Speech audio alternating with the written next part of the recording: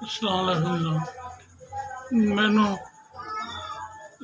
12-13 साल पहले brain haemorrhage हो गया था। सिर चों ही सिर का काम खराब हुआ, मुँह का खराब हुआ, टुरे नहीं जाता, बोलिया नहीं जाता। बस बच्चे ना मजदूर ना तो जो कमाते हैं, हम अपनी जब मसा कमाते ना, मैं ऐसे ऐसे इतना वेला रहना। अगर सुबह पहला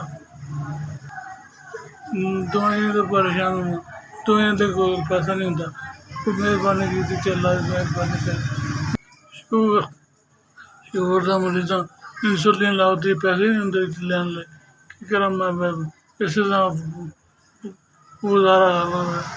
बस मेरी मदद करो, अल्लाह ताला बड़ा करे, बहुत मेहरबानी। SBS ਤੁਸੀਂ ਮੈਨੂੰ 5,000 ਦਿੱਤਾ, ਅੱਲਾ ਭਲਾ ਕਰੇ ਤੁਹਾਡਾ। ਅੱਲਾ ਤੁਹਾਨੂੰ ਸਲਾਮਤ ਰੱਖੇ, ਮਾਲ ਕਾਮਯਾਬੀ ਦੇਵੇ। ਬੇਸ ਤੁਹਾਡੀ ਬੜੀ ਮਿਹਰਬਾਨੀ, ਬਸ ਬੇਸ ਤੁਹਾਡੀ ਬੜੀ ਮਿਹਰਬਾਨੀ।